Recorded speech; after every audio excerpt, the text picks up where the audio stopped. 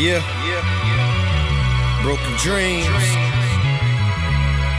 Broken dreams. Just giving you my story. What's happening, Coach? What's good, man? What's good, Bachi? What's good? Glad to get you on here on the Sip to Tell It podcast, episode 3. Got my guy here that I coached in high school and doing big things on YouTube with the draft prospects and draft picks. We got one, the man, the myth, the legend, Voch Lombardi. What up? Man, I'm coolin', man. You know what I'm saying? Salute to you for having me on. Salute to you for following your dreams and having a passion and giving these people an outlet to be heard, man. Salute to you, man. Hey, I appreciate it. I got a little motivation from you, man. So you saw a need, you feeling it, and you got a bunch of followers. So I'm trying to do the same thing. Hey, man, I'm grateful, man. I'm here whenever you need me, man. Let's run it. All right. Little backdrop to the story. Bachi played for me in what, 08 maybe? From 06, well, actually, because you was the middle school coach when I was in middle school, too. Mm-hmm. So, really, from 04 to 2010. Hey, that's them some plenty good golden years, a lot of memories, a lot of fun. Tell the people, how was it playing for me?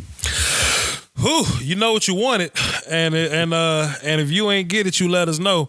You know, and when you a player playing, you know, you may not like that, man. Like, come on, man, coach gotta be hard, but man, when coaches expect perfection, you know, that means that they know what they can get out of you. You know what I mean? And you know, I wasn't great with my feet, I wasn't great with my hands, man. But coach knew, hey man, I saw you working out with the high schoolers, man. I know you can move better than this. I know you can be more aggressive than this. You know, I was a big talker. I was a loudmouth coach. Like, I know you can focus better than that. You know what I mean? And it ultimately made me better with my technique and my focus. So I 100% appreciate you for that, man. But as a coach, you thorough as it gets, man. Hey, no doubt. And you are one of the smartest players I ever been around.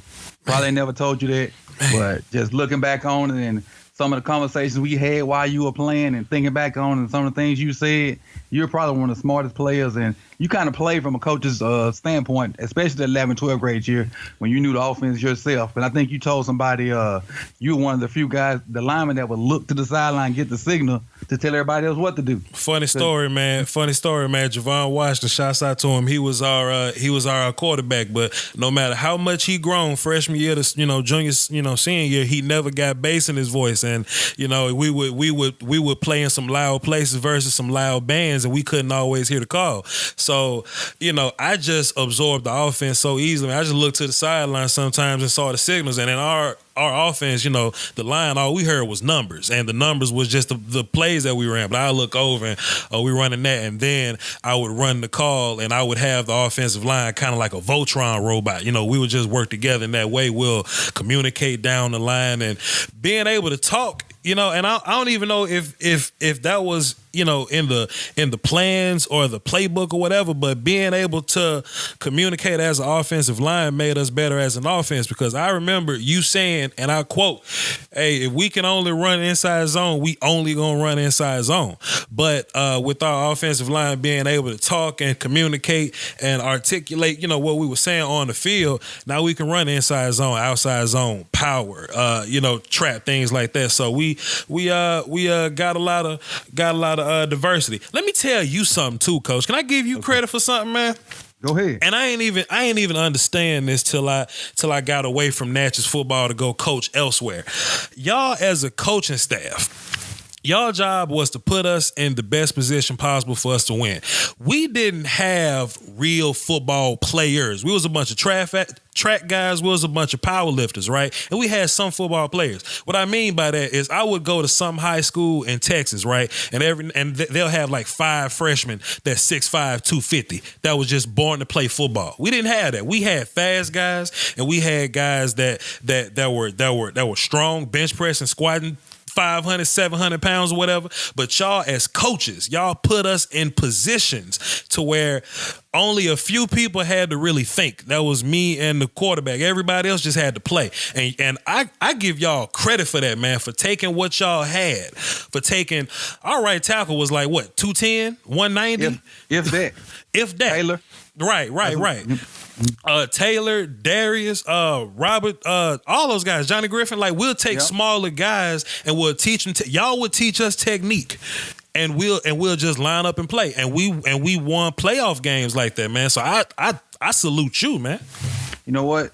Speaking on that, just being here in Florida, that what you just said is a lot different. Because I actually have football players now. Mm-hmm. And what we did, we took guys like a Rico, right? That he was just a track guy, right? Turned him into a great receiver. Mm-hmm. You know, played a few years in the league. You take now Javon was a football player. Yes, sir. We can go and say out on that. Yes, sir. Javon was a football player, and we had a few like Willie that played running back. Mm-hmm. Willie was a track guy, right? But with being able to have one job, mm-hmm. you either hit the front side A or back side A, and we on. That's it. And he was able to take that speed and go with it.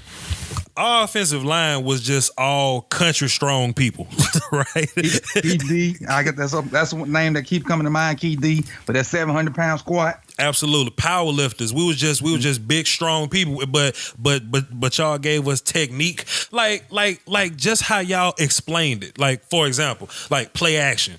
83. Right. We just look, we gonna run 83, but y'all run 32. Just don't go afield. Just that simplicity, right? Yep. And that's it. And then the rest of the offense would just run how it'll go, and we'll just communicate, hey, just do this, but don't do that. And next thing you know, we have production. You see what I mean? Like we didn't have big, like South Panola took from other people's schools. You know what I mean? We didn't have that luxury. People were taking our athletes back in the day, man. But we took what we had and we made a shake, man. Salute. And the thing is with that, I think we made it so simple that the one thing that you can't coach is tempo. And we was able to go fast. Because everything was so simple. And that hurt a lot of people. And especially when we played the Meridians and the bigger guys that had those big D tackles and B linemen that couldn't run like 60, 70, 80 plays. We was trying to get as many plays as possible. Especially offensively. We didn't care what the defense did. Hey man, 6A football at the time. I mean, most teams they would run inside zone, outside zone, and counter, and they'll throw the ball, and that's it. But we had packages, man. We had like all types of things that we would throw at people, and when you make it simple for 20 people to where only a few people had to think, man, can you imagine like what we would have done if we would have, you know what I'm saying, shoulda, coulda, woulda. I hate to play shoulda, coulda, woulda, man. I hate to do it. Right. But can you imagine though if we had like some top tier, you know? I do. I think about it all the time, and we had some of those bodies, but they weren't football players at the time. Mm-hmm. Especially when maybe you're a freshman, sophomore year. You take a guy like Snow. Yeah. But if he'd had, us there the entire 4 years. Exactly. That guy sitting out there playing tight end or a receiver at 6'6", about 220. Crazy. Man, it's crazy. Crazy. Real crazy. And guys like that kind of walking around Tallahassee. Most of us really didn't figure out football till till we were done playing. You know what I mean? Like I really understood the most football I've ever understood my last game. I'm like, man, this what leverage meant this whole time that I could have been using. Oh, this is why I keep my elbows tucked, because my hands shoot directly where they need to be, and then I drive. And that's why we power clean, because if I flip my hips here and somebody's on skates, it turns into a pancake. That's why this happens. Exactly. And that's learned one of the sweetest things in football, the pancake. Oh my God, it's just nastiness. It's technique. It's doing things that you were taught since you started playing football. But unluckily for me, I didn't figure it out to my last game, and I was like, man, that's what this is about. It happens like that for some people. Everything is a plan. Yeah. But getting back into the interview, what was your favorite memory at Natchez High that's football related? Oh, that's easy, man. That's easy. Let me just set this story up, man. Natchez High School, we started off as like South Natchez, then North Natchez. They were just infamous, just for whooping everybody. But then we merged. Then they fell off. Then around 97. Well, initially, they didn't fall off. They didn't win championships. They didn't win, right? They didn't fall off because they just didn't have the chemistry when you put those two schools together. Right. And you put those two elements together. Right. They were still pretty good. They was cool. They was cool. That's a good term for it. They were cool. But Coach Raines and Pops Woodard and them, like 97? 97, something like that? 97, yeah. And they made this big playoff run, biggest like since Natchez High was made, and then they lost to like Moss Point or something like that. So since 97, like 98, there was kind of like this dry spell, in Natchez High, high school football, you know what I'm saying? But around 07, 08, We finally built that team. Coach Reed and the rest of the staff, you, Coach Woody, y'all been a part of the program. You built your culture. You taught people how not to quit, how to work hard and work a little harder after that. And we turned into a playoff team. So now we're in the first playoff game we've been in a decade against Petal High School. And we got to go to them. And their stadium is huge and they ain't lost a game all year. Oh my God. And you can go back and that's the best part about Google. You can go back and find all this stuff, right? Sure can. They just knew Natchez High was about to get smoked. They just had a Danny Dozen running back. Absolute went to ULM. Forgot his name, but the cat with the kid with the long hair, I remember. Yep. They had offered that quarterback. He was a freshman or whatever, rotating in. Anthony Alford. And they wrote us off, Coach. They wrote us off, and we walked in there. And we played Natchez High football, man. We ran the ball, we played fast, and we took the throws that they gave us. And when you look at the game, man, it was just this surreal type of feel, man. We were just running the ball and everything was working. We were successful. Our kicker was a left guard, and he wasn't making kicks all year. Dude kicked a 35-yarder from the hash, right? But right before halftime to kind of bring the game closer. But the biggest memory from me personally, the game was in we were down by 4. And we were driving the ball, and they had this wide 9 technique, and we knew that he was a pretty good pass rush or whatever. But y'all looked at us and said, "Hey man, we got about 6 minutes left. We just gonna run the football," and we ran the football at will. We marched the football all the way down to the end zone. I'll never forget, man. Heavy rope 54 keep, 4th and 2. Ran it in there, Coach. And I remember looking on the sideline. The doggone stands is hollering, "Yes, we can." Barack Obama was, he was doing this thing around this time. It was hollering, "Yes, we can. Yes, we can." How that was for the city. People came to see us in charter buses. They marched to Hattiesburg, Mississippi, 5 buses deep, just to cheer us on. Yes, we can. Because when you losing, the stands are empty. You know what I'm saying? Don't nobody come see you when you're losing. But when you go to the playoffs and you giving the city hope and you in the headlines and yes, we can, we building signs, we got Booster Club support now. And I just remember blocking this dude in front of me, and I wasn't the biggest, strongest guy in the world, but I guess when you get adrenaline, your body does things it's just not supposed to do. I remember pushing the dude as hard as I ever pushed somebody, and I just saw Javon walk into the end zone for the touchdown. I hugged somebody on the opposite team on accident. He was like, "Get off me, man." I'm like, "Whatever, man." And I ran to the sideline. Yes, we can. That was the most beautiful moment in my football career, Coach. And you know what? Coming out of halftime, we had kicked that field goal going into halftime. And so we had, stuck our chest out a little bit and feeling good about ourselves and trying to figure out how we going to, finish this game off. Well, when we stepped out of that classroom, because we got dressed in a classroom, all 70 of us in a classroom, that's when that "Yes, we can" chant started. And I remember Mr. Busher led that chant. I'll give him credit for it. He stood up in the stands, he led that chant, and just chills came over my body. And I think I called Coach Wood or somebody, "We're going to win this game." Chills, Coach. I remember, I could be wrong, but I think we were down by 14, but we hit that field goal, and now we down by 11. And we just looking at it like, yeah, we can probably pull this off against Petal at their house. And we like you said, we ran the ball at will. But it wasn't just inside zone. We got real creative with that. We ran fly with Rico a couple times. You took quarterback counter. Y'all took Rico from receiving, put him at quarterback, and ran inside zone with the read option with him. Sure did. We just got all kind of way. And that, I don't know if you remember or not, but Ernest was laying the boom that night. Yes, sir. Ernest Jones. Sure that was. Corner, that running back, good running back they had would come around the corner. Ernest was laying wood on that guy all night long. Something else I think too, Coach, I think they got tired at the end, man.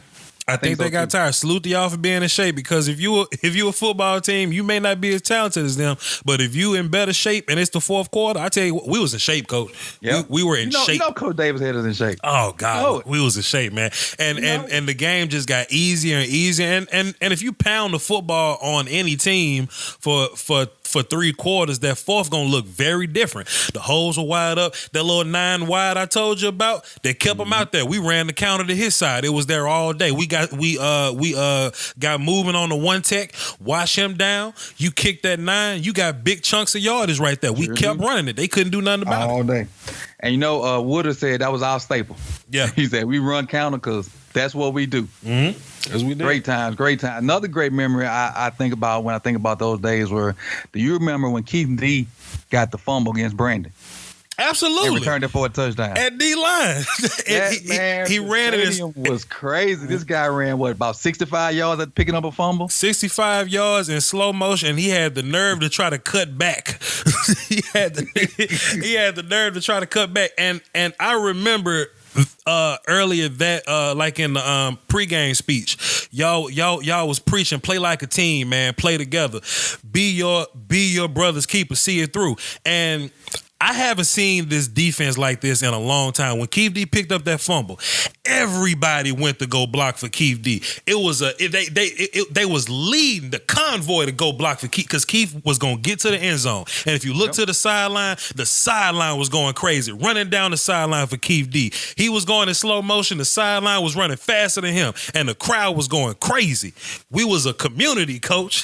We was a family, man. We was a family at the time. Yeah. Coaching staff. I think the coaching staff, when we all got together and had that family environment and that brotherhood, it then triggered down to you guys. Then you guys start winning. It triggered in the community. Yeah. So at that time, that nice lit run we had of playoff games, I think we were truly a family, truly a committed city to not just have football. And we had, like you said, we had booster support. Yeah. We had school support. We had good things going in school. All that other junk that used to happen in school kind of subsided during football season. Mm-hmm. Yeah. It was a beautiful thing. But let's talk about this Voch Lombardi, the alter ego. What made you want to start doing the draft videos? How did that come about? Man, I was in an argument with somebody, like on the internet. You just argue with people on the internet just for no. I don't recommend y'all argue with people because you're never gonna get along with them. But 2 years ago, the running back class, it was Ezekiel Elliott and it was Derrick Henry, and the guy that I was arguing with, he was convinced that Derrick Henry was the better back. Man, you see what they do with Alabama. You see Derrick Henry running these people over, boom, boom, boom. But I'm like, sure, Zeke runs people over too. Plus, he's like a track athlete. And plus he has like great hands. Plus, he can run routes. Plus, you know what I'm saying? Like he gives you all this, and I'm trying to convince him that Zeke is better, but he just couldn't understand my words. So I said, you know what I'm gonna do? I'm gonna make a video, and I'm gonna put some clips together. And I'm gonna show you the difference between Derrick Henry's speed and I run track at 225 speed. You know what I mean? And Derrick Henry comes off the field sometimes to let King and Drake catch the football. I'm gonna show you how Zeke doesn't come off the field to catch the football for his team. Right? Cardale Jones was playing quarterback at the time, and I made the video just for him, and it ended up getting like 20,000 views or whatever. And you know, when the grease is hot, you drop the fish, coach. You're right. So I made some quarterback videos, some receiver stuff, and you know, next thing you know, Voch Lombardi is a thing. Like Voch, it's I got a long name, Kevachi, but people call me Voch. But I just added the Lombardi just because Coach Vince Lombardi, you know what I'm saying, just added on there. Voch Lombardi is kind of spiffy. It's a nice little name. It turns into a thing, and now people take my lessons. They call me coach online. They call me teacher, senpai. I got a fan in Japan calls me senpai. That means instructor. And they just come and listen to my football opinions. And what they really dig about my channel is, you can go on TV and you can hear Mike Mayock say why he likes a player, but he doesn't show the work. If you walk into math class with just answers and don't show the work, you don't pass the test. Not at all. You know what I'm saying? Not at all. So what I'm doing is I'm putting the film on the screen. So I'm telling you, hey man, he may be getting draft hype because he's from this school, but he's not doing this like this player. You know what I mean? And I'm putting technical football stuff in fan terms. So I'm kind of coaching still, but I'd rather be on that grass and that sun, man. But you know me. When you first started doing it, And I noticed it. I don't know if it was a Facebook video or the Facebook group or whatever. Mm-hmm. And I told Coach Woods about it. And I was like, Coach Voch Voch be doing videos and he pretty good at it. Mm-hmm. It's like he got a nice little following, and they blew it off like, okay, whatever, because mm-hmm. We talk every day. Right. And so maybe about 2 or 3 months ago, Coach Wood comes back. He was like, Coach, Voch got like some 1,000 followers. I said, man, I tried to tell you. Yeah. Man, it happens so fast, man. It happens so fast. Like one day, one day I just had like just this big thing of support, man. This one dude that watched my videos, man, he hit me up. It was like, hey, man, tune in to this New York Giants podcast. Some dude talking about you. And, I'm from Nashville. I'm like, what he talking mess about me? Well, let me go listen. I'm from Bravo. So what he talking mess? And I go and listen. And they were arguing about linebackers. And I was a real big Miles Jack fan. I think Miles Jack was the best player in that draft. Love Miles Jack in UCLA. And he was arguing with the dude, and he was making the points that I was making in my video. And he was like, hey, I saw this dude, Voch Lombardi, on YouTube, and he was talking about Miles Jack, and he's doing this, and he's doing that, he's doing that. And then they were like, okay, I'm going to look up this Voch Lombardi kid, see what he's talking about. Next thing you know, there was a whole nother episode about, I saw this Voch Lombardi kid. Next thing you know, there's this wave of Giants fans from that show watching me. And then just how the internet catch fire like that, you know what I'm saying? It spread like sickness almost, you know what I mean? So now I got people in every little fan base, people from all over the country that watch my videos. I'm just some small town dude from Mississippi. Like the country is part of Mississippi. Then I'm from the country is part of that city, Airport Road. And I got people from across the world listening to my opinions. It's kind of strange to me, man. But it's a beautiful thing. It's a beautiful thing. You never know how you affect people. Yeah. And I led that off with a podcast I did about baseball because a guy that I played with back home, but I ain't gonna tell the story. I when I release that, they'll see it. But I love it, especially your live sessions. Those things are lit. It's a lot of foolishness in there. Yeah, but it's a lot of good information, a lot of good knowledge being spread, and it's a beautiful thing when people can come together and just talk ball. Yeah, with no issues. See, when I was a fan, you understand how hard it is to reach out to somebody that you watch. You know what I mean? Like we see Mike Mayock's opinion, but it's hard to ask, Mike, why do you think this? You know what I mean? So I don't look at people like numbers or like stats. You know what I mean? Like if you're gonna put a view on my video to contribute to my count, and I've gotten paid from YouTube, man. They been paying my truck note for a minute. Salute to YouTube. If y'all gonna change my life like that, let me reach out to y'all. You know what I'm saying? Let me give back. So when you see me on Twitter, it ain't just me advertising new videos. I do advertise my videos and my merchandise and all that. But I'll just be like, hey man, I'm at the day job bored. Y'all got questions? Let me holler at y'all. Y'all have concerns about anything? I'll turn the live stream on, cut the phones on. Hey, if y'all want to call and ask me anything, let's talk. Let's talk, because, just like you said, man, sports, man, it's amazing, because if we have that in common, then as people, we got a chance to get along. You know what I'm saying? Yeah. Like we got a chance to bond about something. You could take you could take me, and you could take some doctor from Iran that don't speak English. But if we both Cowboys fans and we get a translator, then we got something in common. We might end up shaking hands, smiling at each other, talking about the same topic. That's just what sports does. That's why it's so amazing. So I run these live streams, man. I may get like 500 people in a live stream sometimes, and we'll just debate and we'll just talk, and if two of my callers disagreeing, I'll just let them talk it out, and I'll laugh at them while they arguing with each other, man. It's just a beautiful thing, man. And don't forget about that super chat. Hey man, salute to the super chat, man. If y'all like something Voch Lombardi said, y'all want to drop $10 in the super chat, you know what I'm saying, for me to get a little pepperoni pizza or something, salute, man. People that give back to the cause, man. Appreciate everybody to do it. Now, you're going to have a few viewers that look you up once I drop this down here in Tallahassee. And you doing your draft thing. Talk about what you got going on in the draft this year. Oh, man. Actually, I'm going to be going to the draft. It's in Dallas. I'm going to be a media member now. So that's just how time, just if you just do your thing and just stay focused, you could do whatever you want to do. People tell you that, man. If you focus, you could do whatever you want to do. And you'll hear that. You're like, yeah, but I can't go to space. Man, if you figure focus and figure out a way to go to space, you're gonna be in space, man. And I just remember having this dream, this passion of, man, I talk sports really well with other people. Somebody needs to hear this. You know what I mean? And I was working at Pizza Hut at the time, man. I'm just slowly, I couldn't afford to get my whole setup at one time. I'd just buy a microphone and just leave it in the room. Buy another microphone, leave it in the room. I'd go to Walmart, buy a table, buy a chair, leave it in the room. Buy a soundboard, buy a Mac. And next thing you know, that this thing is a studio, you know what I'm saying, that's built. And now I get to go cover the draft at the end of April. It's just amazing what you can do when you focus. And man, if you just look on my channel, man, I'm just breaking down prospects constantly, man. I'm about to look at some DBs so I can have a good idea of them. I'm still learning the game with all them, whatever. But hey, man, life good, man. Life good. Speaking of DBs, there's one that's from this area that's pretty darn good. Mm-hmm. Tell me about what you think about Derwin James. Oh man, Derwin James, you love it when you get a DB that likes to tackle. You know what I mean? That always wants to be a part of every play. Take note, young corners, young safeties.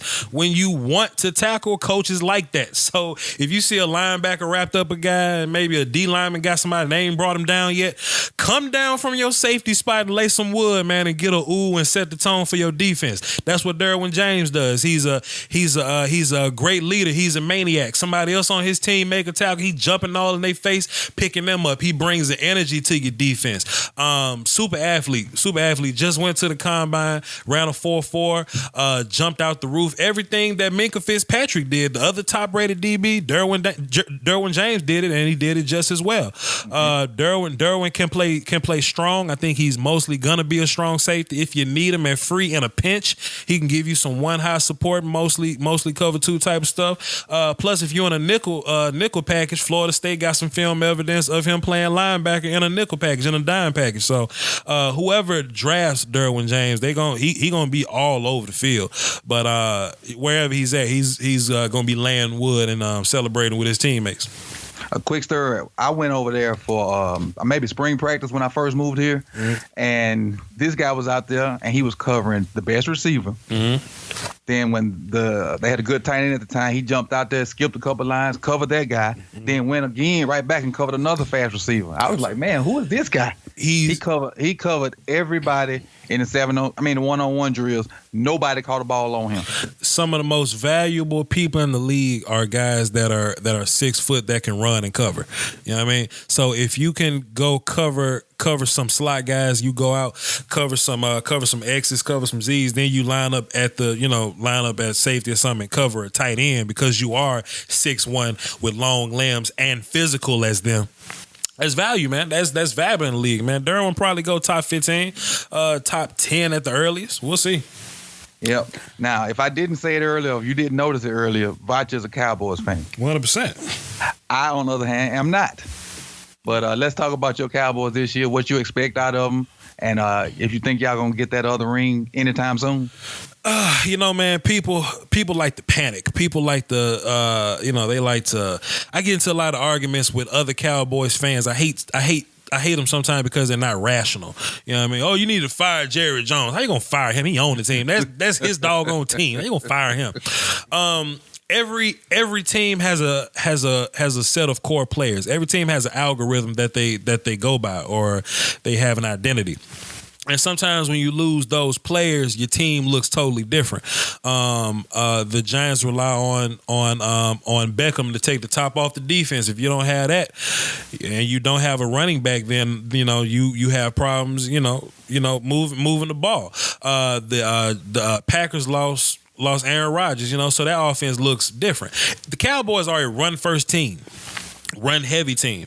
And when you lose the running back in your run heavy team, plus your left tackle is inadequate, you know what I'm saying? Well, pardon me, Tyron was hurt, and then the backup left tackle was inadequate. Right. You know what I'm saying? So when you have that, the most important part of your offense, yes, your team's going to look different. You want to talk about Dak Prescott all you want to. When he was able to run the ball and when he was protected, Dak Prescott was a good quarterback, man. I agree. He had great timing, pretty up and down accuracy, but it was good enough to win you 13 ball games. Zeke is your guy, and if your bell cow ain't there, your team gonna look different. You realize how important Sean Lee is to that doggone defense now, and it just happens for 6 games of that season. We lost Sean Lee, Zeke, and Tyron Smith all at one time. If we get those, if we get those guys back, Tyron Smith shouldn't have any more knee problems. He's mostly a back injury guy, but he plays through that. Get a shot every game, he'll be cool. But as long as his knees stay healthy, Sean Lee will see. But Zeke and Tyron Smith, man, as long as you can play ball control offense, keep your defense rested. The Cowboys gonna be fine, man. That gonna be straight. What about Dez? You mentioned Dez in that scenario. This my whole thing about Dez and Cowboys fans trying to fire Dez. You know, he's not Julio Jones, but every receiver has a place. He has his particular skill set. And, you know, it's unfair to throw Dez 150-50 balls and be like, I want you to come down with 80 of them. That's not a 50-50 ball. That's an 80-20 ball. You know, Dez ain't built like that all the time, man. So what you got to do is put Dez in situations where he's a little more comfortable. This could come down to coaching. You know, put him in the slot sometimes. Put him in motion. You know, run some picks. Everybody's doing it in the league now. Run some picks, but you can't expect Dez to be Julio Jones because he don't run that. He don't run 4-3s. Dez takes advantage of small corners and tight spaces. You know what I mean? Yeah. And I think Dez is a running back once he gets the ball. If he can get something like you said, quick screens or little hitches. Yeah. Once he gets it, he's a whole different breed to tackle. He is a grown man. So and with that, you got to get Dez going early. Build some momentum with him. Get him some easy passes early. Michael Irvin made his living running the slot, man. Just being bigger and more physical, showing his numbers to his quarterback and securing the catch. Let's do that with Dez Bryant sometimes. And it'll be nice if Dez had a cast of receivers that could complement him. Terrence Williams is a body catcher, but he's not really creative with his route running. You know what I mean? So you can probably replace Terrence, man, with a guy like Calvin Ridley from Alabama or something like that, man. You know, somebody that can beat man coverage on their own from the Z with creative route running from the stem. You know what I mean? And that'll open up Cole Beasley. That'll open Witten back up. And while you so busy worried about that running game, about that passing game, we're gonna run the football. Then you're gonna adjust, put 8 guys in the box, and we got one-on-one coverage again. You see what I mean? So it's a That's the way the game works. Yep. People make it harder than it is. Yeah. If you can run the ball, you can do a lot of things. Simple machine. You got to respect the run. If you can get linebackers to step up, then your play action is deadly. And that's the one thing I think Dak was really good at when they had to run a game. Mm-hmm. The way he could hide the ball and use the play action. Yep. He was very good at that. Wasn't the best. He can't drop back 50 times to beat you. No. But if you can run it with him, and let him hide the ball and do some things with his legs, Dak was average to above average QB in the league. Absolutely. And I love him for his heart anyway. Absolutely. 100%, man. You know, just losing his mom and all that, man, but still taking care of his brothers and actually, to be fair, like in that quarterback class, he wasn't even really rated, one of the top guys in that class, man. People love Paxton Lynch and Wentz and Goff for whatever reason, man. But you draft the kid in the 4th. And he shows up. Tony Romo gets hurt again. You the 3rd string quarterback because you was behind Kellen Moore, and he takes this job.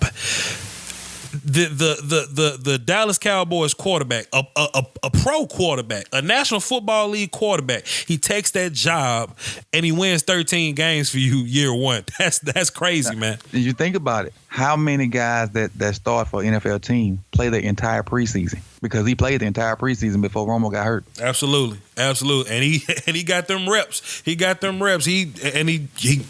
them well, man. People don't understand how hard it is to be an NFL quarterback, man. Like it's probably like a million high schools or whatever, right? And you may think the best player on your team is like dope, but if you put him in a pool with everybody else's best player on the team, that's a bottom of the barrel guy. So you take the best players and you put them on college. Then only the best of those players go play football for the National Football League, where those guys are grown men already. Those guys just don't leave after 4 years. Those are grown men that have been in the game for 19 years. So you can show up as a rookie versus grown men and play the game at their speed.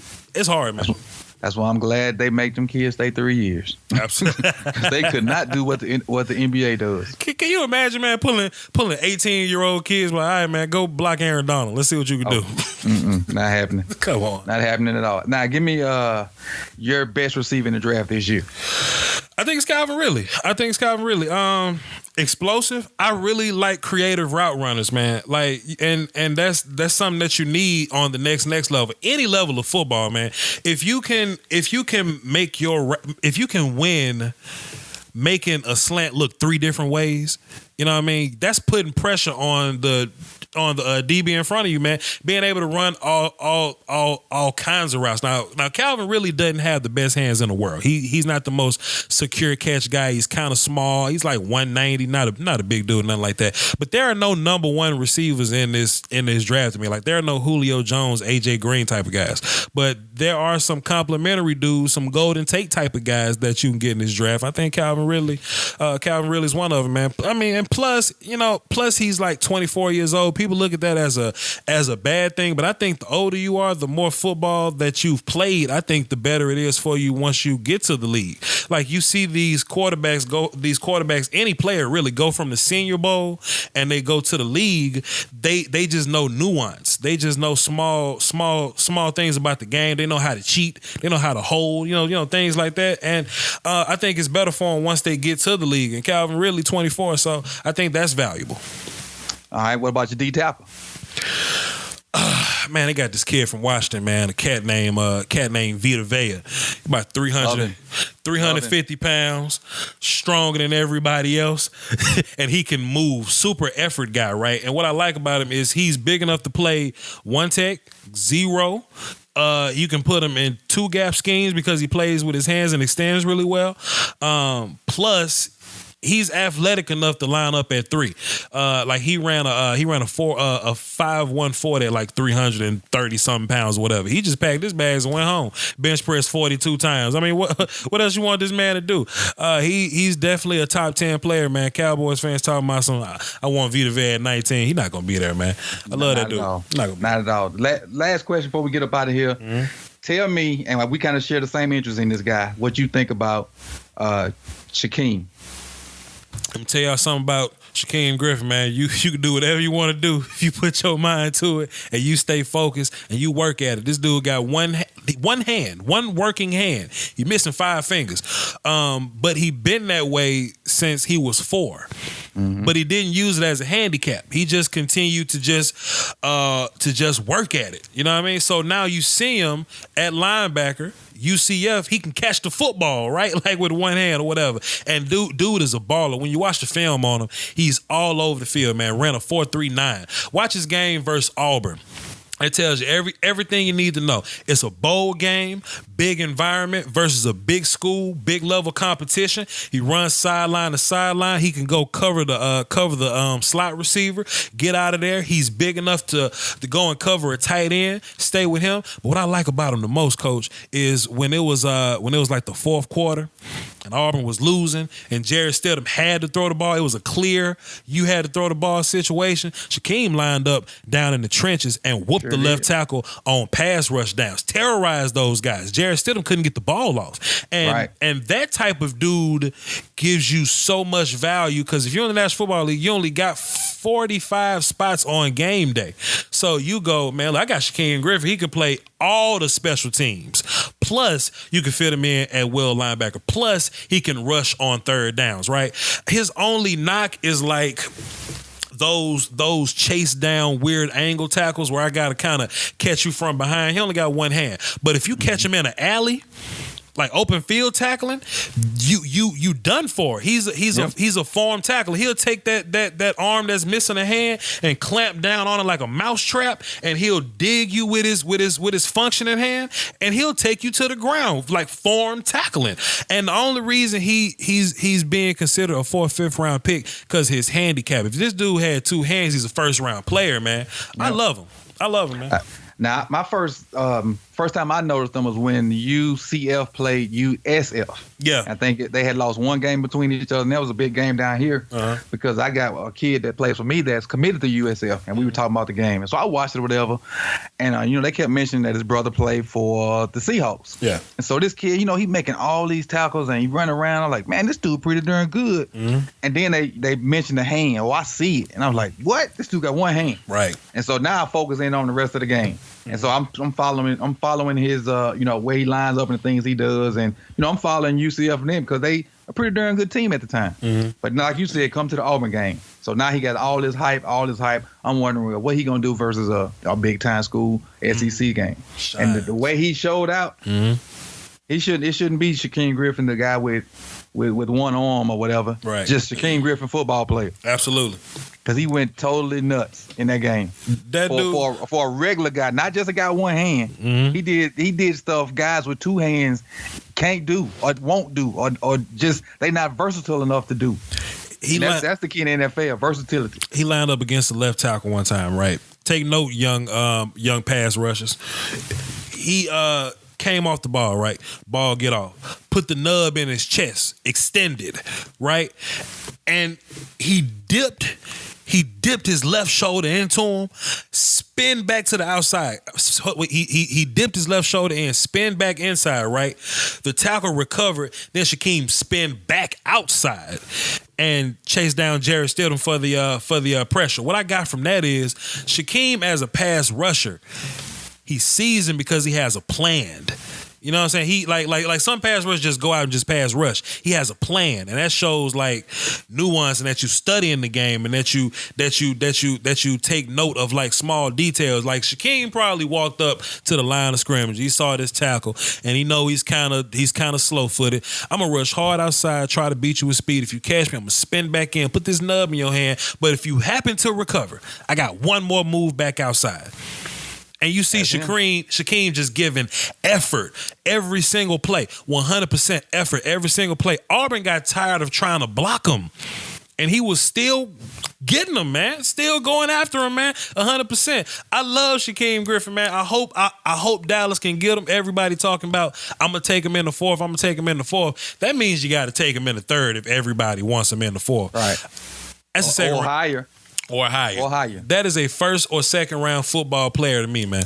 Hand on that. Hey, what I want to tell you is I can pretty much say this from the entire staff, me, Reed, Steve, Wood, all the other guys. We proud of what you're doing. We see you. We're going to support you. We're gonna keep coming to the group chats and talking about you and engaging in your stuff. I'm definitely, especially once baseball over with, I'm going to jump in there, full throttle and get in there, mix it up with all your other guests. And I appreciate you coming on. So let people know where they can hit you at on the social media. Say, man, I'm honored, man. But I'm Voch Lombardi, man. VochLombardi on everything, on Twitter, on YouTube. Go watch my videos. I got a Facebook group, Lombardi's Draft Talk. If you want to talk a little bit of draft, you can come in there and talk crazy to about 3,870 knuckleheads just talking about draft. Come in there and parlay with us, chill for a little bit. And hey, man, thanks for having me on, man. Sip the tally. One more time. How many people you got in that group? Currently 3,870. From a little old guy from Crown Court, same street I'm from. Crown Court, bro. Almost 17,000 subscribers, man. Just whatever video I drop, man, I got 17,000 people ready to just see what I'm going to say. I'm blessed, man. I'm blessed. Hard work pays off. Love it. Thank you for coming on, man. I appreciate it, brother. Much love and success to you. Name Money Music. Yeah. Broken dreams.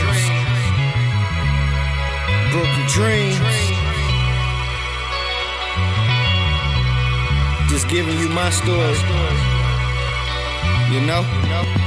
Yes, sir.